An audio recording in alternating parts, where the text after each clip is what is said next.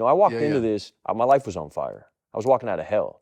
It wasn't like I willingly came in here on a white horse singing show tunes. I came in here on fire, and I didn't want to be an actor anymore, and my life was a mess, complete mess, and I had hurt a lot of people, and I felt deep shame, deep guilt. I didn't like to go outside much. I had a yearning not be here anymore. Hello, everybody, and welcome back. Today, we're going to look at a clip of a conversation between Shia LaBeouf and Bishop Barron. This conversation explains much of Shia LaBeouf's journey back to Christianity. It's very insightful because of a creative mind like LaBeouf, as he explains in kind of a St. Augustine type of way his biographical and confessional journey back home. It was amazing how the Lord allured him back into the fray. So, where we are starting this conversation is they are talking about the distinction between intellectual assent and spiritual connection. I'm going to roll the clip and we will interact with it along the way. I was never an atheist. I was always an agnostic, even when I was a Sam Harris TED Talk, Christopher Hitchens guy, which is who I was before I fell in. I always had a belief, but I never had like a connection. Latin Mass gave me something where I felt connected, which took me out of belief into connection. Belief kept me, I had belief because that's the rational, logical. It's not logical or rational to be atheist. If you really go deep enough, you get to the Big Bang and then you're screwed again. You have to account for it somehow, which puts you in a belief situation. Right. But too much of that logic and too much of that rationale takes me out of feeling, which takes me out of connection. So notice that LaBeouf is creating a contrast, and he thinks that thinking too much can cause a disconnection in our spirituality. I certainly resonate with that, and I understand where he's coming from. Perhaps if you are more of a feeler than a thinker, that makes sense to you as well. But notice how Bishop Barron responds to this. No, it's a good instinct because Catholicism, I think part of our genius is we never threw anything out. That we have kind of this all-encompassing thing. You want rationality, man, you got Thomas Aquinas, and he's more rational than anyone in the whole Western tradition. But then that same Thomas Aquinas, who could write in a highly, highly technical way, they say couldn't get through Mass without weeping copiously. Yeah. And so that's Catholicism, is that we've got the emotion, we've got the art, we've got the sensible, we've got the intellectual, and it's all there. We never threw anything away, And so, because people are in different places. When I was a young kid, I responded to Aquinas' arguments. They made a huge difference to me. Wow, that is really rationally compelling. Other people responded in very different ways. I responded differently at different stages of my life. When I got through that, and then other things opened up to me, So I love that we've got this house with all these doors that are open, and whatever door works for you, come on in. Bishop Barron makes an interesting observation. He says that the genius of Christianity is that we never threw anything out. Some people will come to the faith intellectually, and eventually they will have to migrate to a softened heart. On the other hand, others will come by having their heart ripped out of them and their mind transformed later on.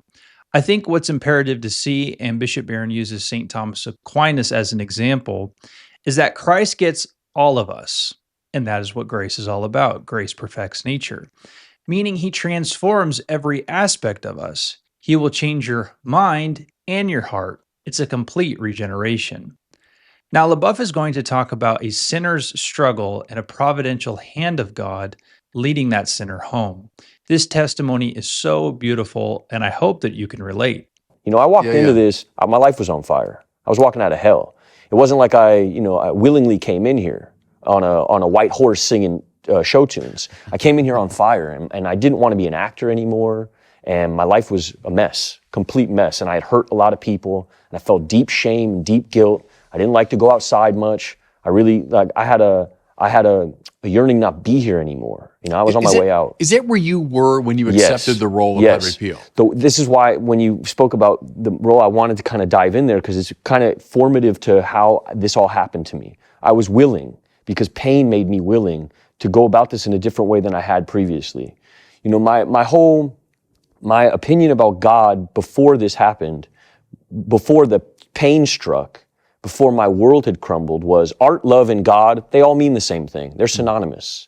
And as an artist who creates art, I found myself in a godly position often, right? Where I was in charge. And I had also been told my whole life, like, your life is your life.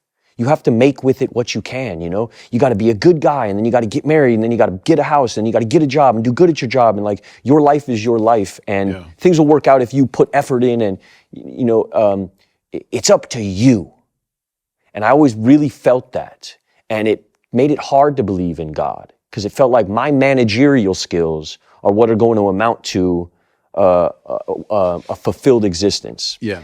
When all of my designs failed, when all of my plans went out the window, when my life had led to serious infliction of pain and damage on other people, I threw up my hands like, my plans are garbage and I don't want to be here anymore. And that was required to enter PO. You had to actually, it's why it feels like celestial mathematics or some kind of divine, it feels way, too coincidental to be a coincidence.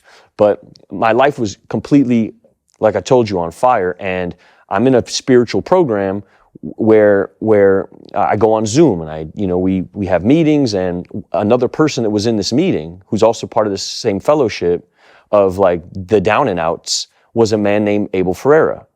And he wound up seeing me in the meeting.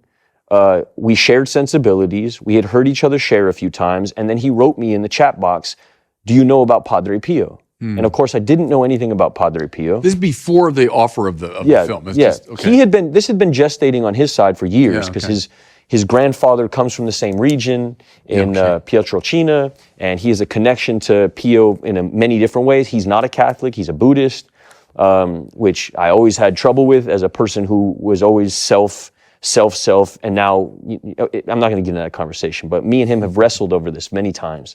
And I thought, okay, well, what is this Padre Pio thing? And this is early days in my what now looks like a salvific journey from my side. Yeah. I was still egotistical en max. I was still grasping at straws. How do I hold on to what I've lost? How do I build a career again? And so when this director who I respected, I had known he made movies that I really loved. Bad Lieutenant for me is one of the greatest performances ever made. And I know he's an actor's director. And the fact that there was this director reaching out to me, because at this point I'm nuclear. Nobody wants to talk to me, including my mother.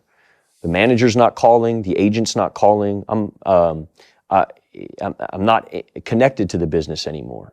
And so the fact that this man reached out to me felt like something like, in my egoic mind, wow, this is a miracle. This is my chance. This is my chance. Yeah. And so my ego shows up. And now I'm like, yeah, well, Padre Pio. And my ego is what makes me research Pio. It's not my Catholicism or my yearning towards God. So you thought this would be a cool role for me to play. Great, now I can get back on the horse. Yeah, okay. And so I start researching Pio. And as I'm researching Pio, he tells me about his plans to make a movie, and he tells me that Willem Dafoe is going to be in the movie. And now I'm really in ego. Wait, so I can go from bottom barrel to working with Willem Dafoe? This is my chance, back on the hustle, back on the ego. Yeah. And I start leaning into this thing, and he says, well, if you want to do this role, I need you to start researching. Go up and find I need you to go find a seminary, a Catholic that's when seminary. You made your way up to San Lorenzo. So the closest seminary to me, living in Pasadena, was San Lorenzo. So I drive up there, and I park my truck, and I start living in the parking lot. And I'm immersing myself in this world, and I'm sending videos back to Willem and Abel, who at the time were, working on the script, and I'm falling into a group of men that met me in San Lorenzo, namely a guy named Brother Jude, who starts talking to me about the gospel. And he says, well, if you're going to play Pio, you need to read the gospel. And so I'd never read the gospel, and he's reading Matthew to me. So you'd never read the Gospel of Matthew straight through? Yeah, okay. I've read all Sam Harris. I've watched all the TED Talks. Yeah, right. And was really good at attacking Catholicism because it made me feel superior. It made you me feel kind of agnostic/atheist at the time. Yes, I'd like to argue because it made me feel like I was in power. Right. Yeah. I'd like to be contrarian. Yeah. I like to sit with a bishop and then put you on your heels because that would make me feel powerful. Right. Which I find most secular people enjoy, the control of it. Yeah. Because so much of life is uncontrollable. To feel in control feels good. So I was that guy. I come up with these arguments. My mother had a spirituality that was sort of undefined. She was Jewish, right? Your mother? Yeah, but like hippie Jewish, not like traditional Jewish according to the Testament. My mother had never read the Old Testament. Okay. She was Jewish in culture. She liked the art. She liked being a part of it. She liked the rabbis and the charisma, but she wasn't a practicing Jew in that she worked to fill in and read the Old Testament. And I had never been given any of this information. I've been bar mitzvahed phonetically. I read the Hebrew phonetically. So it felt like a show. It felt like a hustle. You didn't know what you were saying. I didn't know what I was saying. And in that way, it felt, and it wasn't emotional. It felt like I was doing it for my grandmother, who at that time was on her last leg. And I was told I needed to get bar mitzvah for my grandmother. And you were like 13 at the time? At the 13, age, and I read it phonetically, and my grandmother's happy, and they put me on a chair, and that's my spirituality for a long time. And it felt fake, because I never invested, I had never felt any real suffering in my life, so I didn't have any willingness to have any belief, so I had no faith. Okay, so that's the... So now you're up at San Lorenzo, and you're given the Gospel of Matthew. I'm reading it for the first time. I read it for the first time, and things start to strike me, like John the Baptist. Yeah, okay. Like the story of John the Baptist, being a reformed hedonist, being this man who was wearing like this, who was sort of like, scraggly, and like he kind of felt like an old Western character from some kind of like I don't know, like he felt like a cowboy. Eating locust and wearing he felt like kind of rustic and strong and masculine. And my opinion of Christ at this point felt almost like I was reading about a Buddhist, like this very soft, fragile, all loving, all listening, but no ferocity, no romance. Then you hadn't read the Gospel. I hadn't read the Gospel at that point. I just had this art that I had seen of like this very soft, more feminized. Jesus. Yes. And so I hadn't had this idea of like the Old Testament Christ on a horse, cape dipped in blood, sword. I had none of that was in my lexicon of knowledge. So all I knew about was this very soft, meek Jesus, which didn't fit into my idea of what masculinity would be. I come from my dad was a Mongol biker, it's like it wasn't appealing to me. And then I read about John the Baptist, and it became quite appealing. The grizzle. Yeah, right. And then you get further into the gospel, and you start getting into like elements of this like redemptive. It felt like I started reading about a route. I started like reading a map, towards something that felt like let go. That's really what I got out of the Gospels. If I could wrap it up in 2 words, it was let go. And at that time when I was reading it, I was holding on so tight to a life that I was slipping away through my hands, to 35 years of management, that the Gospel gave me this invite to just let go. What never was appealing to me about Buddhism was this idea, like, if I'm in a boat and the boat is sinking and I don't know how to swim, Buddhism is a book that tells you, and read this and learn how to swim better. And at the time in my life, like, I didn't want to swim anymore. I had a gun on the table. I was out of here. I didn't want to be alive anymore when all of this happened, okay? Shame like I had never experienced before. Kind of shame, you forget how to breathe.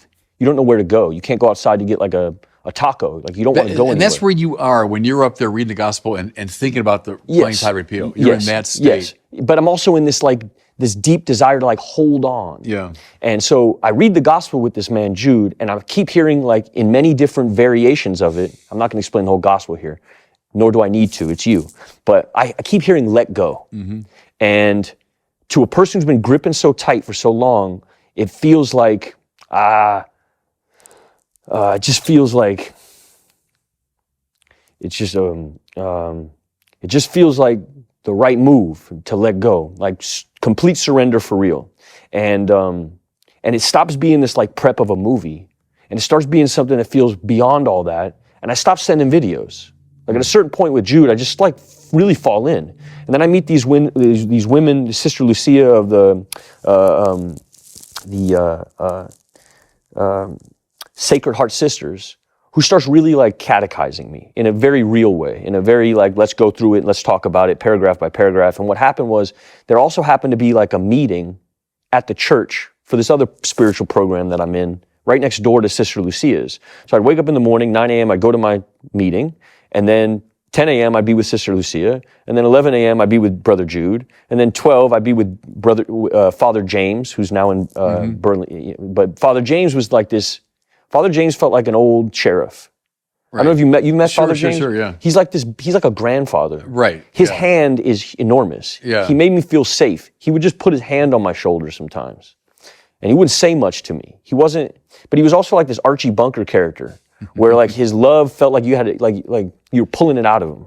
Yeah. But he was always around, and I started falling into this group, and I'm living there, so I'm taking showers in there, and I'm eating with them, and we're hanging out, and They're drawing you into the Christian, the Catholic thing. They're kind Yeah. of drawing you into the gospel, into a certain way but of more life. than that, it's not even like they're drawing me into like laughter. They're like sharing Yeah. jokes with me. It's like we're just like hanging out.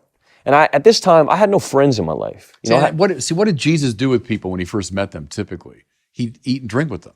You know, so you think of Jesus, well, he's giving the Sermon on the Mount. Well, yes, he does, but the typical move of Jesus was, well, let's get around the table and we'll talk. Yeah. And he's talking to prostitutes and sinners and tax collectors, and so that move of theirs, to kind of draw you in, yeah. draw you into their life. Yeah, and I'm eating their ice cream, Yeah. and I'm eating them out of house and home, and I'm filling the tacos back up. But like, I'm really like, they're not asking nothing of me. All right, we're going to have to leave it there. If you want, you can watch the full clip in the description below. It's amazing how the providential hand of God guides and leads us home. It's even more than that, though, because he often uses other broken vessels within the world to be instruments and agents to bring about your own healing and hope. I'm interested to learn about your journey in the faith. Maybe you could write 1 or 2 sentences in the comment section below. All right, that's all I have for this video. Always remember that Christianity is Christ, and without him, there is no Christianity. And I'll see you in the next one. Peace.